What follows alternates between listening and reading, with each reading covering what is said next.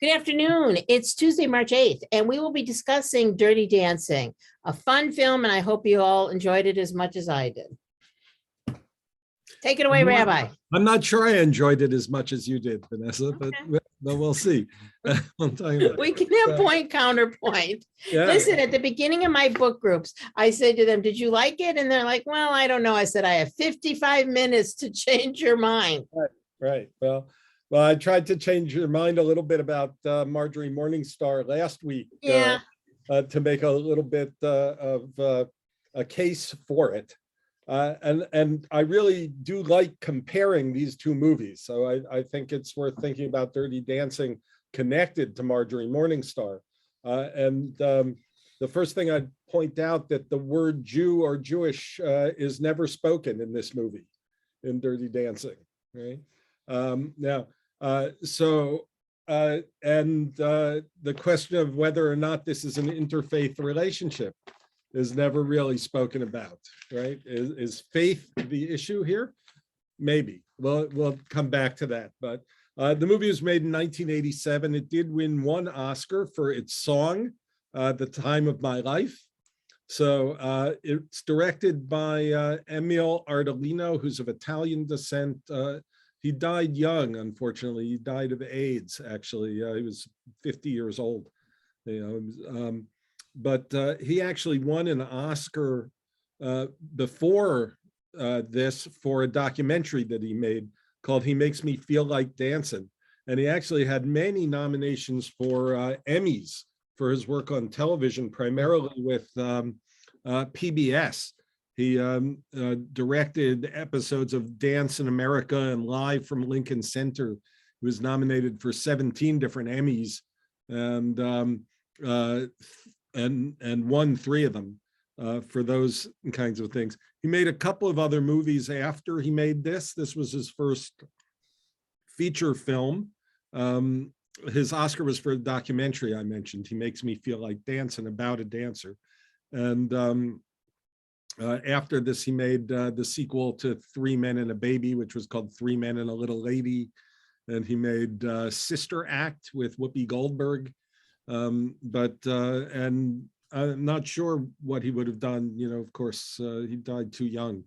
He actually won an Obie for his work in the musical O Calcutta, which goes way back in New York. But I don't know if anyone's actually seen O Calcutta, but it had filmed segments as well as acting segments. He won a special Obie, the Off-Broadway Award for his work on O Calcutta.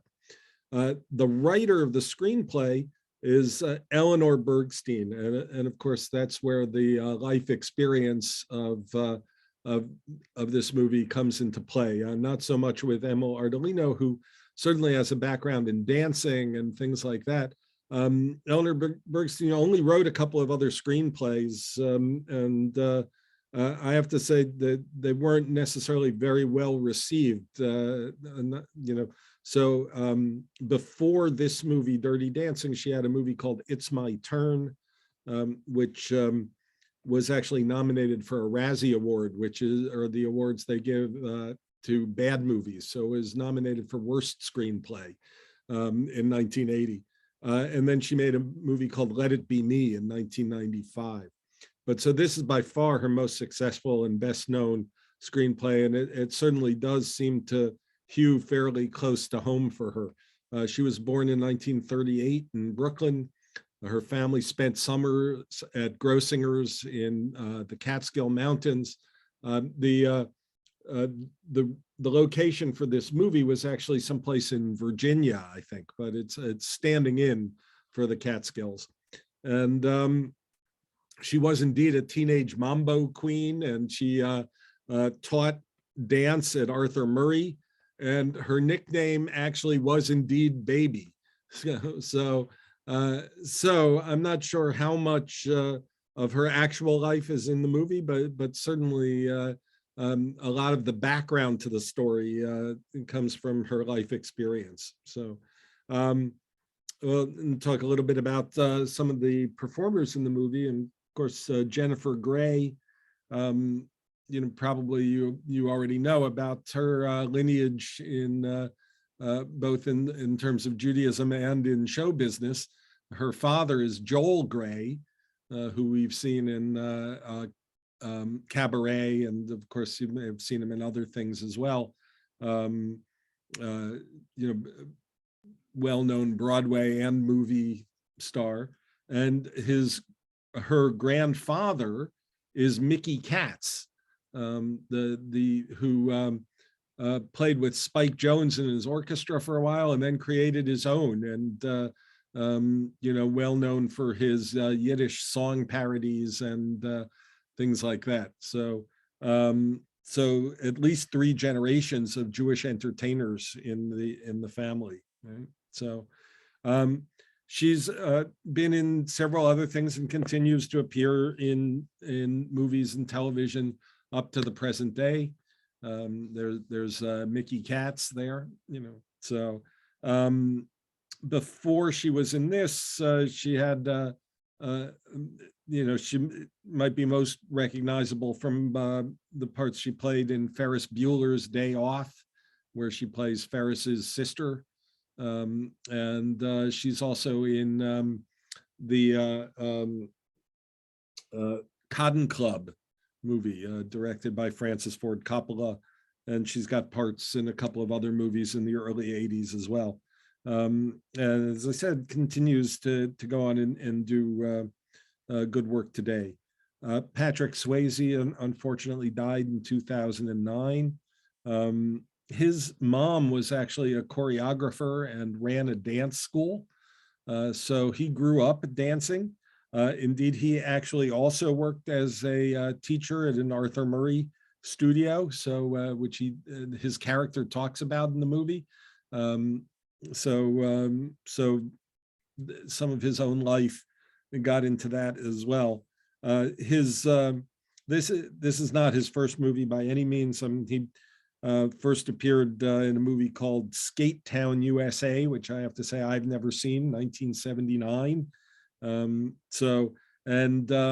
He made his first TV appearance on the TV series MASH, actually. So, and of course, he became, after this movie, a pretty big star. He made a movie called Roadhouse, which is kind of a cult classic. He was in Ghost in 1990 with Demi Moore and Whoopi Goldberg. Another kind of an action movie classic, Point Break, in 1991, and a little unusual to what was it called, To Wong Fu, with Thanks from Julie Newmar, where he plays a female impersonator along with Wesley Snipes, and I've forgotten who the third actor was in that one. But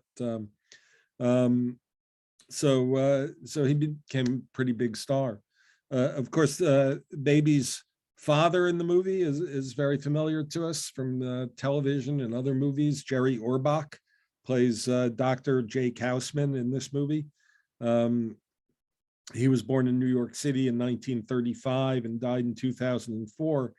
He's been in a ton of movies, many movies over the years. Some of the best.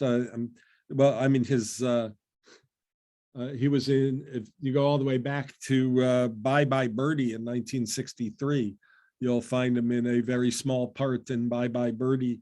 He was in Prince of the City in 1981. He's in a couple of years after this movie, he's in a very good Woody Allen movie called Crimes and Misdemeanors.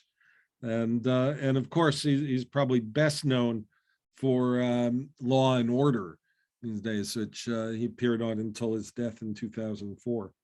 So received Emmy nominations for that. Also a couple of Emmy nominations. He was in a TV production of Broadway Bound and in the TV series Golden Girls. So a pretty familiar character actor born in New York, as I said, in a Jewish family, Jewish father anyway. And he was in Beauty and the Beast as the voice of Lumiere. Okay.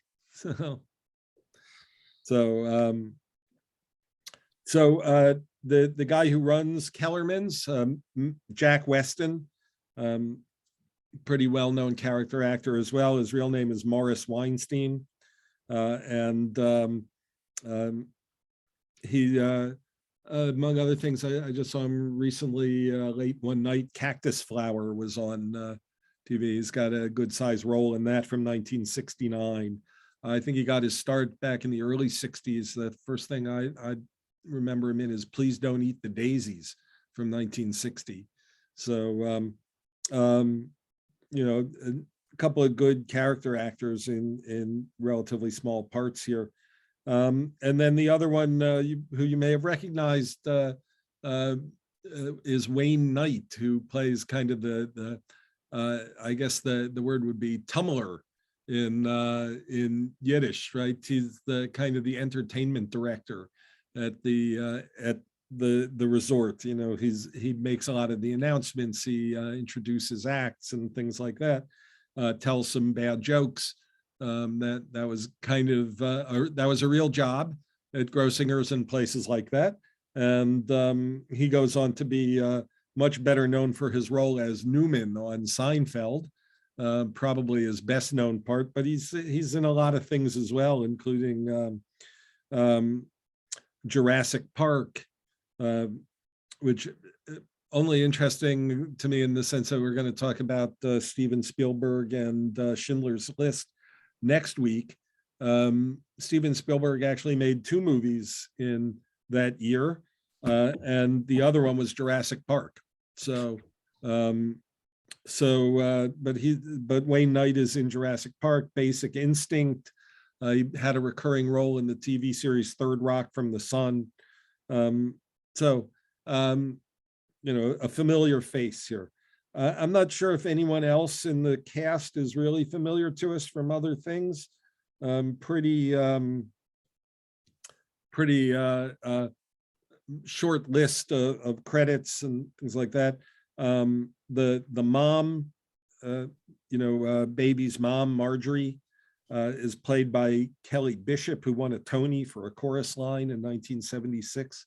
She played the character of Sheila in the original cast of the chorus line.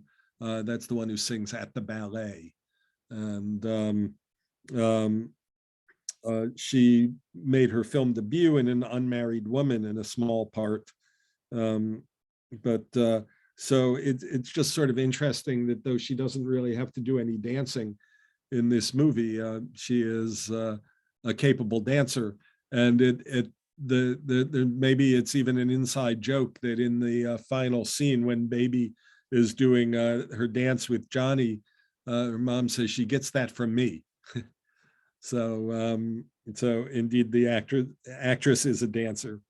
So other than that, I just mentioned that the obnoxious grandson, you know, who's destined to take over the hotel one day, Neil Kellerman in the movie, is played by a guy named Lonnie Price, who doesn't gain much fame as an actor, but he's a well-known Broadway director and has won all kinds of awards and things for some revivals. I mean, he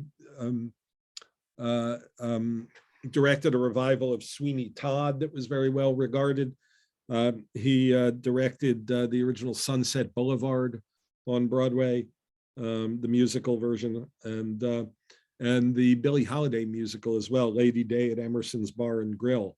So a lot of folks that he has directed have won Tonys and things like that. So I just want to, you know, it's easy to come away from this movie thinking, well, that's an obnoxious character, and it is, and he plays it very well, and we should separate him from the character he plays a little bit. I think he's probably a good guy, and certainly a talented director. So I look all these people up, and on his Wikipedia page, which you can edit yourself, it doesn't even mention Dirty Dancing. Yeah. Well, maybe he's trying to distance himself. I'm not. Maybe. So, I mean, he doesn't have a lot of other acting credits. I think if you were to look him up on, Yeah. the movie database, right? So the actress who plays Penny Johnson doesn't have a lot of other credits too. She appears in Flashdance in 1983. A few years before that, she's in some rock videos in the 1980s, and one of them was for a singer by the name of Richard Marx, who she married and was married to for 25 years. But these are kind of small digressions. It says in her bio she lives in Highland Park. Oh yeah. And Richard Marx is from here because his dad, I think, was, I don't know. I'll Google it, but he's from Chicago, Richard Marx, for sure. Yeah. His dad is a son. Oh, that's interesting. Yeah. I didn't know that. Anyway, so there's a choreographer in this movie, a guy named Kenny Ortega, who also has choreographed a lot on Broadway, really well-known choreographer in New York and also in movies. I think he choreographed the movie, if I'm not mistaken, the Disney movie Newsies, which has some very interesting choreography. So a very talented choreographer. So let's talk about the movie a little bit. So we start out with a little bit of black and white footage under the credits. The song that's playing, there is a score to this movie, but you're much more likely to remember the various songs that are played. Most of them are from the right period. There's one song that appears about halfway through by Otis Redding that wasn't recorded until 1967. So the movie's set, of course, before the summer of 1963. We hear that in voiceover that it's before Kennedy was assassinated. And the song that's playing under the black and white slow motion dancing of the credits is Be My Baby. Right? And if you didn't notice, just point out all the songs that use the word baby in it in this movie. And I think that's worth thinking about in a couple of different ways. I mean, one of them is that our character is Baby, right? That's what everybody calls her, Baby Houseman, and so I think the movie is sort of hitting us with that over and over. Of course, there is also a major point in the plot, which is about an abortion and an unborn baby. Right, so it's interesting to think about all the times the soundtrack is singing "Baby," right? But I do think it's probably a little more related to Baby Houseman, right? I've got to point out the character names, right? So Houseman, and she falls in love with Castle, Johnny Castle. So so there's definitely some symbolism at work there. So we get a voiceover at the beginning. I have to say I am not fond of voiceovers in movies. Movies are it's great when movies can show you what's happening, right? That's one of their beauties, is that they're a visual medium. So sometimes a voiceover is a kind of a crutch, I think, to get out information that they can't figure out a way to show you, right? So for instance, when she says, in the voiceover, that I thought I'd never find a guy as great as my dad, as part of the voiceover. Well, that's something that the movie can show us. It doesn't have to tell us in a voiceover to begin with. And voiceovers are, when they're done in a clever way, they are organic to the movie in some way. But this short voiceover, which sets the scene, and that's all it needs to do, it is completely not organic to the film in any way, right? I mean, when is she voicing this voiceover? is she an older woman looking back on this summer? Well, it kind of sounds like that, except the voice is hers, and we don't have any hint by the end of the movie of who she'll become, right? So it's sort of just out of the blue, and it's just there to kind of introduce the movie, right? So any rate, so we get to Kellerman's Mountain Resort. We hear the tumbler making announcements, including he's talking about baseball, and he says, all you Sandy Koufaxes, right? So there are these, for Jews watching this movie, there are plenty of reminders that the characters are Jewish, right? But if you're not Jewish, I mean, I wonder, does the reference to Sandy Koufax go right past you? And at what point in the movie do you realize that the characters you're talking about are Jews?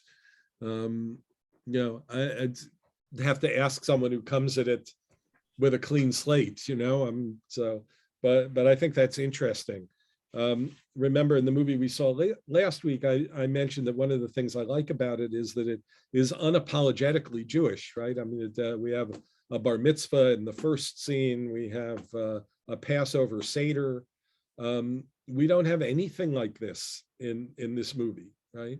So there are references here and there. The owner, you know, Jack Weston's character towards the end talks about how Kellerman's resort got started, with Bubby and Zadie giving milk to the boarders, right, in their house. You know, and so there are these occasional Jewish references, say, but again, I think they could slide by. And the question of who's, you know, why does Baby's father hate Johnny so much, right? Now, the reason the movie gives us, essentially, you know, the text of the movie is that he thinks Johnny is responsible for this other woman's pregnancy and the abortion, right? It doesn't actually say, you know, there's nothing in there about whether, you know, Johnny is Jewish or not Jewish. Remember, in Marjorie Morningstar, Noel Ehrman is specifically Jewish. He's not particularly identified. He's not a true believer, right? But it's interesting, in this movie, a generation later, seems to be about interfaith. You know, it seems to be about a time in Jewish history when the fact that Johnny is not Jewish would be really important, right, in this equation, and doesn't get mentioned in the movie. I think I might call that a cop-out, actually, on the part of the filmmakers, you know. This movie does, I think, uniquely, well, may not be that unique. Everybody always says the wrong thing to everybody else in this movie, right? There are a lot of opportunities here for people to actually communicate and say what they mean and what's on their mind and what's important. But first of all, there's a lot of, I can't tell you, right? And then, you know, you get the scene near the end where the doctor asks him, you know, when he comes to help her after the abortion, who's responsible for her? And, you know, Johnny says, I'm responsible, right? And it's left there. So of course the father thinks that Johnny is the father of that child, right?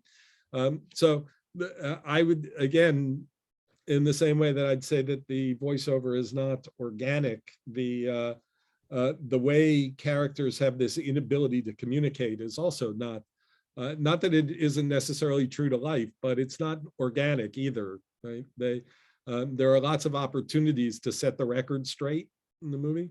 But of course, you can't have that happen until the final scene. So we talked about last week being a melodrama. This is a melodrama as well. And but sort of uniquely unable to communicate and tell people, you know, what they're actually doing and what they're actually thinking. So a lot of the Jewish stuff gets left to the Tumblr and his announcements. I mentioned the Sandy Koufaxes. At one point, he announces there's going to be a lecture. Rabbi Morris Sherman is going to be talking about the psychology of insult comedians, right? And so stuff like that is just sort of going on in the background. I would say that puts, someone mentioned the movie Avalon last week. And I think this is an interesting thing in movies with Jewish characters in this time period, is to sort of let their Judaism be under the surface. And I'm not necessarily opposed to that, actually. I mean, in Avalon, the holidays are, the holiday is always Thanksgiving, right? Thanksgiving and the 4th of July. It's not Passover. It's about being American. So I think you can say that about this movie, that, it doesn't exactly hide the fact that the characters are Jewish, but it also doesn't have them do anything explicitly Jewish. Right? So what do you guys think? Any thoughts about this one? I see some hands. Sue, you got your hand up first. I hear all, your criticism of it, and I certainly agree with most of what you said. But I think the dancing, I think it was emphasized way too much, because I don't really think this movie was about dancing. Yeah. I think it was about relationships and the growth and development of relationships, and especially about the father and the daughter. Yeah. I think it was interesting the way she developed and grew and matured, and the fact that I felt like I got the message from the whole movie that this was about a father and a daughter, Mhm. and them coming to some point in their relationship. And to me, that was more emphasized than the dancing. Right. I think you're right, Sue, and you almost want to see this movie without the dancing, right? Yes. But Yes. I think, and honestly, watching it a second time, I said, wow, there's way more dancing in this movie than I actually remembered. Me too. I thought back about the movie, before I watched it again to prepare for today. So I think that's interesting. I do think we talk about movies as art, but we also talk about them as commerce. And the commerce part of this is, let's get some music and some dancing in here, right? I mean, it's would this movie sell? Would it sell tickets without it, right? I don't know. Even we watched Marjorie Morningstar last week. Again, if you want to look at parallels, I think there may even be an homage, and it's that, right? So what was it in Marjorie Morningstar? It was Fiesta, right? That they have this Fiesta, and here at Kellerman's they have a similar kind of thing. They've got to this sort of cultural appropriation. The sister is Elisa, I think, is her character, singing this fake Hawaiian song, and there's actually there's a paper lantern above one of the love scenes between Baby and Johnny. Remember, there's a lantern there where in Marjorie Morningstar last week. So I think that's actually maybe a direct homage. I mean, I think that this movie does look back at that movie, which is not exactly a story. That one maybe is more a story of a mother and daughter rather than a father and daughter. This is more father and daughter, but that scene with the father is one of the ones that I remember from Marjorie Morningstar, right? Is the father when she says to him something like, "What did I ever give to you?" And he says, "You gave me someone to love," right? That's a very lovely and a very meaningful moment in this movie. And this father is so judgmental through most of the movie, right, that I don't feel that kind of connection, He keeps saying to her, "You're not who I thought you were." And well, that's a pretty awful thing to say to your child, seems to me. But it you know, it all comes around in the end because that's how melodrama works. And Indeed. you know, We have Linda, then Alice, then Joanne. Yeah. And then Hubie. What I wanted to say was, I watched it from a different perspective personally. I saw it as a reflection of the time, because I did go to Nippersink in 1963. And I was there and I did meet one of the busboys. And I mean, I didn't have a physical love affair with him, but, and I don't have to mention that, but I did have that, and I went to my senior prom with him. But I was thinking about when I watched it in the 80s when it came out, and I was thinking that things had so changed by the 80s from the 60s that what we thought was so horrible in the 60s, you know, somebody getting an abortion was just never thought of, and having premarital sex was never thought of in the 60s. And then I watched it in 1980s, and I had been married then, and I believe I was divorced by the time it came out. And so my life was so different. And so this was, to me, I loved the music. I could relate to the music, and I found it very, very nostalgia. That's how I found it. And maybe because I grew up in such a Jewish neighborhood, that when I watched it, I immediately associated that everyone was Jewish. I didn't even have to think about it, because to me, that was Nippersink already when I was watching it the first time. And right. Yeah, that's one of the things I'm wondering is, you know, to someone who doesn't, you know, for a lot of us, right, we're right in the, oh yeah, Jews, right? You know, there's a movie called Diner, another one by Barry Levinson, that, you know, the whole movie I was thinking to myself, I know these guys, you know, these are like the guys I hang around with. It never mentions that they're Jewish. And then at the end, one of them's getting married and it's a Jewish wedding. And I said, oh yeah, of course, right? You know, so, but it'd be interesting to know from someone who doesn't have that Jewish connection, what they make out of that, you know, in this movie.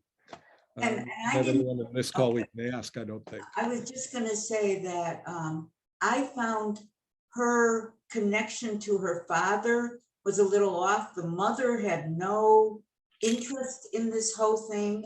I just found that kind of different. Maybe because I didn't have that kind of relationship with my father. I don't think my father would have reacted as cordial to Patrick Swayze's character at all. But that's my opinion of all of it. And I lived through that whole generation. So I don't know if that was when it was filmed and maybe they had not lived through it or whatever, but I just found that kind of bizarre. Yeah, and I know it depends on where you come from and what your background is. I can't imagine asking my father for $250. Right, right. You know, that's so And him giving it to me with no, you know. yeah, right. I mean, I cannot picture that. That's what I'm just saying. When this movie was made, things were so different then in this country. And I think that the people watching it could not have a frame of reference of 1963. I mean, it was 2 generations later. Sure. And you had to live in 1963 and be a teenager like I was to understand what was going on. That's all I have to say. Thank you. All right, Alice. You need to unmute. Okay. This is in response to what a few of you said. I agree. I think Rabbi, you said it, and I think Sue said it about, you know, both movies showing the growing up of the, you know, the main character. And I actually thought Dirty Dancing did a better job of it. I kind of felt like,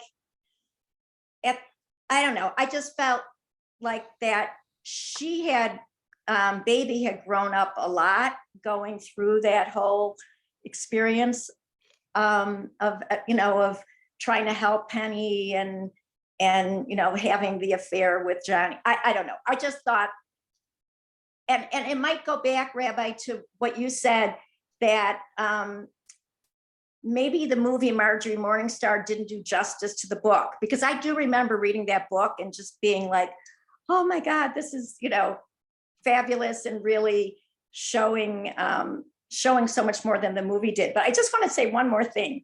For me, the essence of the comparison of these two movies is that I felt that the chemistry between Jennifer Grey and Patrick Swayze was unbelievable. I felt like it was just coming off the screen. I did not feel that with Natalie Wood and Gene Kelly, even though I think Natalie Wood was like so gorgeous. And Gene Kelly, I definitely swooned for him. I didn't see the chemistry, and I mean, it was undeniable between Jennifer Grey and Patrick Swayze. I just thought that was amazing. One more thing, the music, I think for me, the music, that's what I remember the music from seeing it in 1987. I didn't remember a lot of the other details, but that music was, for me, that's what kept me going in that movie. Right. Yeah, a lot of great music, no question about that. So there's something to be said for the fact that Patrick Swayze in real life is only 8 years older than, you know, right? I mean, this is something we talked about last week, is that I don't know exactly what the age difference was, but Vanessa, I think you looked it up. Wasn't it 20 years or more? Oh, 26. Yeah, I was all over that because So- I can't So stand that. especially type of to dance. our eyes now, that's really creepy, Yeah. you know? But Super 8 creepy. years, you know, in real life, and what's the difference supposed to be actually in the movie? I mean, it's not exactly clear. She's 17. yeah. She's 17, I think. So let's assume probably in he's his 20s. early to mid-20s. I mean, it's, you know, while we might not encourage that, you know, for our own children, something like that. I mean, it's a much more plausible and organic kind of thing, right? Right, Yeah. right. Okay, Joanne, and then Hubie. I unmuted you, Joanne. Okay, thanks.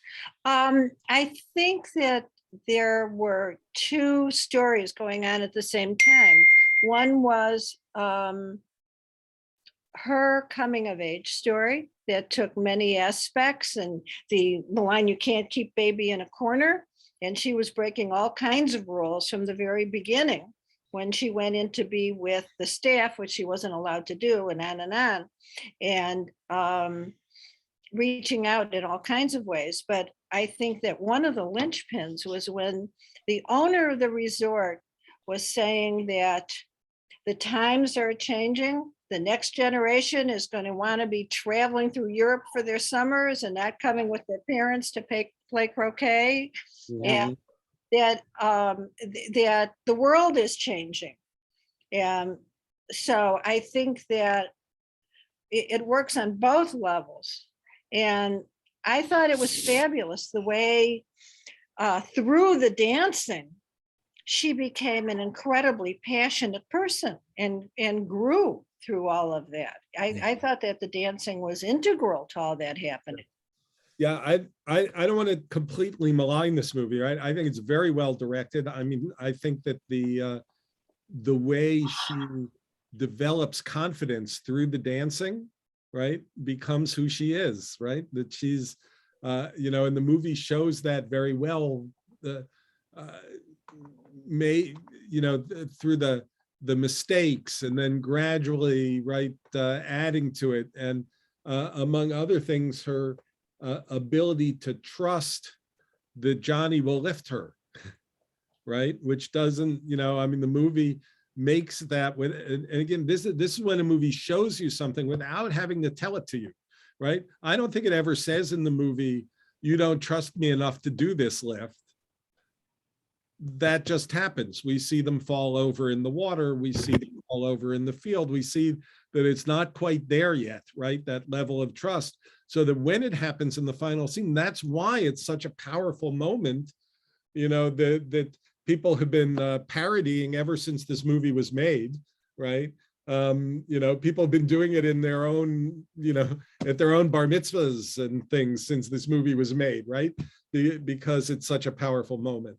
Very well directed in that sense. I'm not sure that it's just about trust. Maybe I'm not seeing that as clearly as you are, but doing that kind of thing requires incredible balance. Yeah. And you need to practice it in order to know exactly how to do it, so you don't create a problem.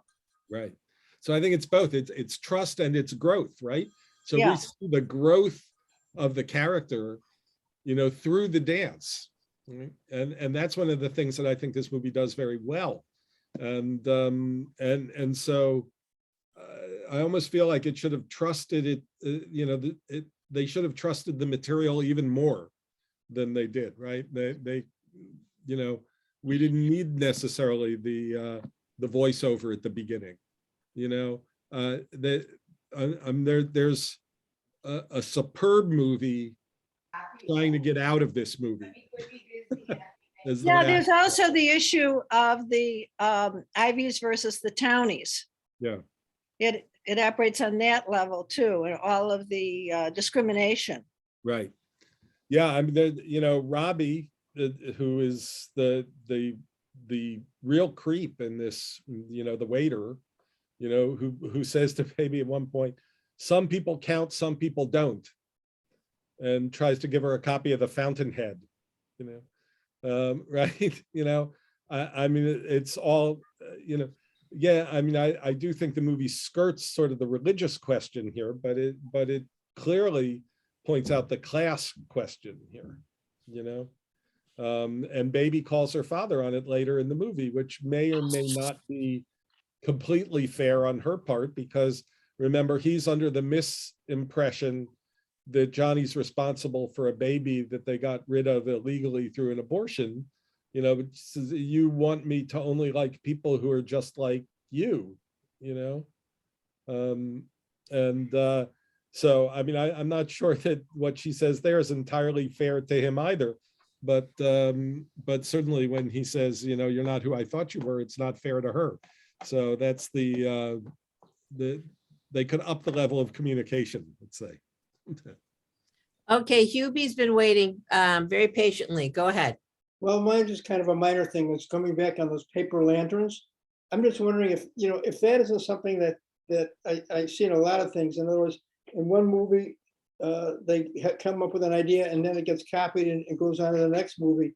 And I mean, you see it in all phases of the arts. In other words, you have a problem in the musicians. They're always suing other guys saying, you copied these 4 bars from my song and so on. And I'm just wondering if this isn't just well, that's a great idea and we'll use it in this movie too. Yeah. Yeah, well, I don't have any insider information to know that Emil Ardolino saw Marjorie Morningstar and decided to connect these two, or that the screenwriter did. So it could just be coincidence. But I tend to think, as I've said many times, I think about these things as texts. And most filmmakers, you know, learned to make movies by watching other movies, you know? So it's hard to imagine that he wouldn't have seen Marjorie Morningstar, right, before he made this. But, you know, we can't say for sure.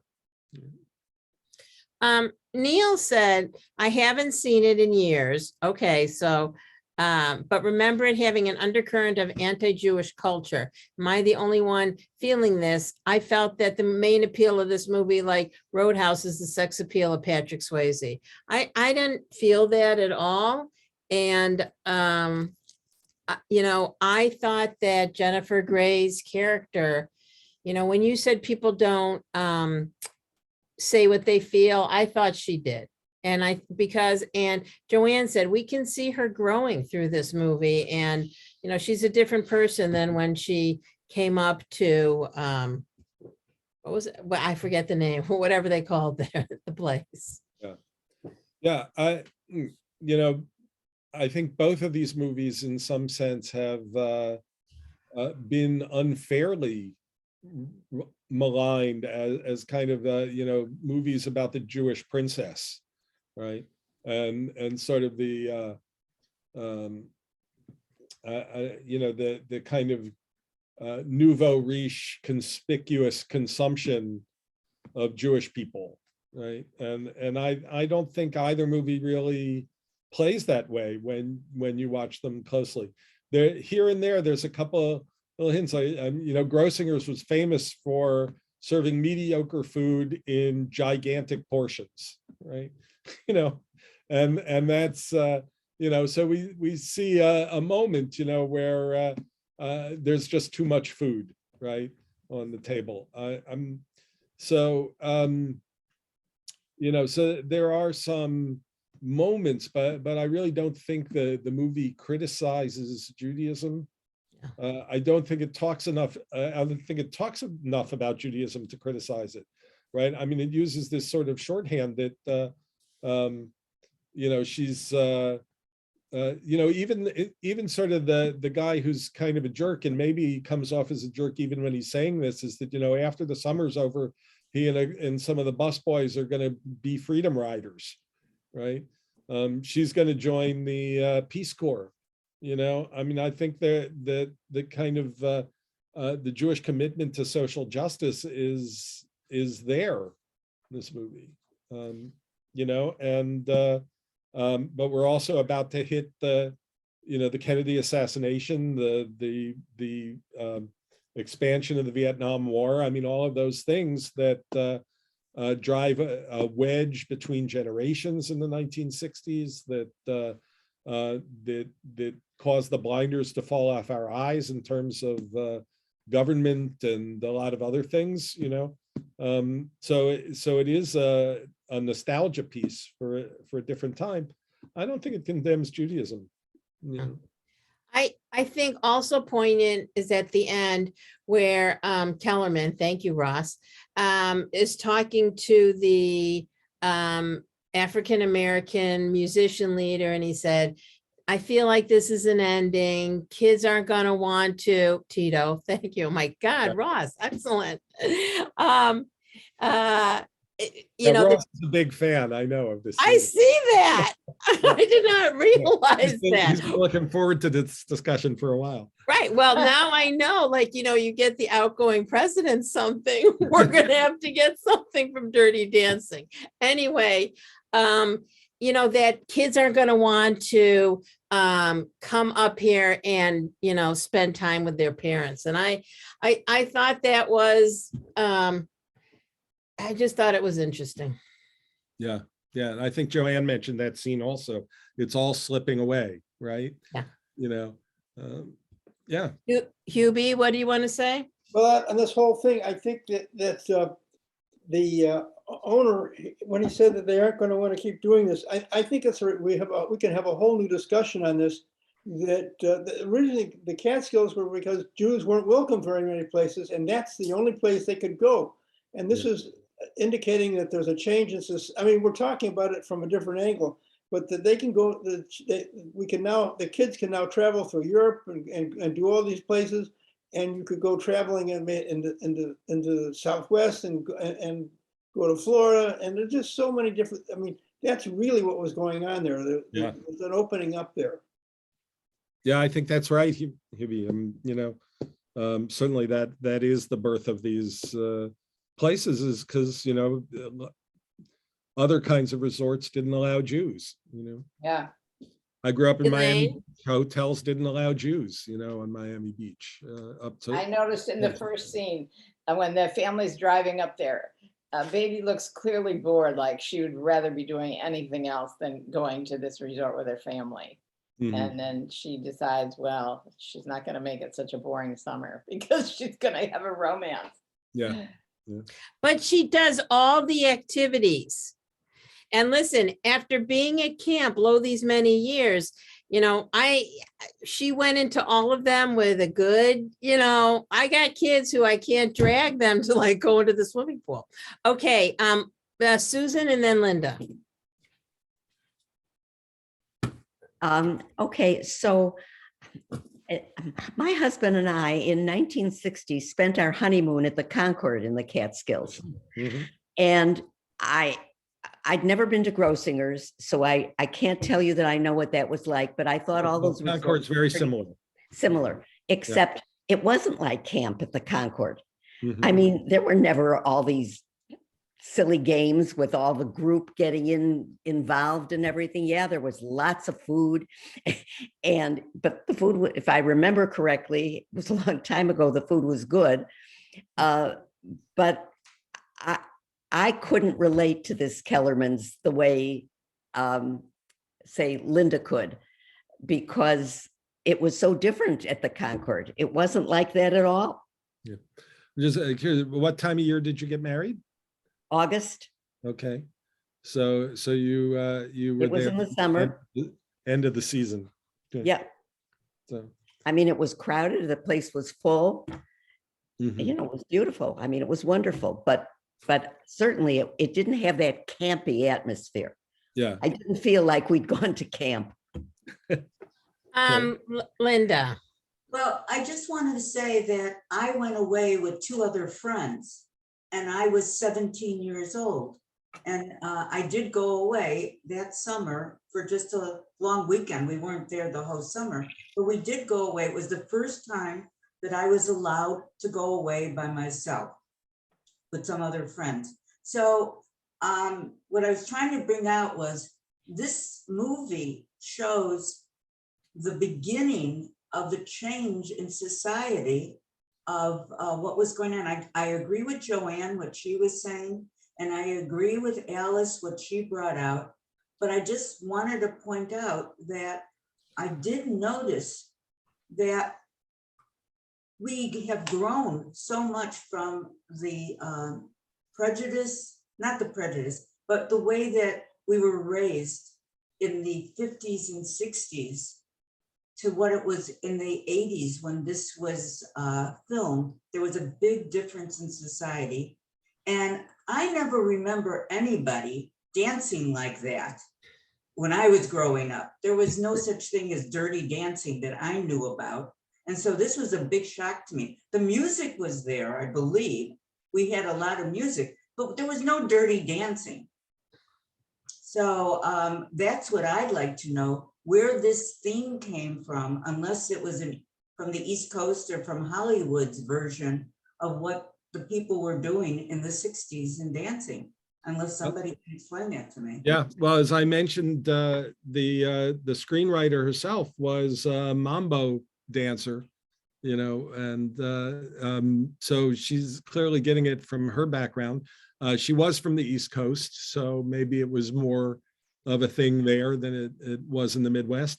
But it definitely existed, Linda. You were just a little sheltered. and I it guess was with so. the- I mean, it was with Linda was with the staff. I Yeah. don't think the guests would have ever seen that. And you know what happens with the staff just stays with the staff. Right.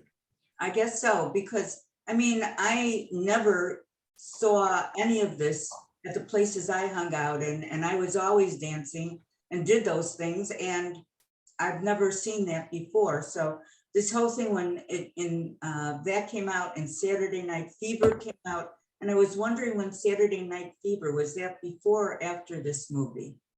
Does anybody know? Saturday Night Fever was before. Yeah. Or Well, mid to late 70s for Yeah. Saturday Night Fever.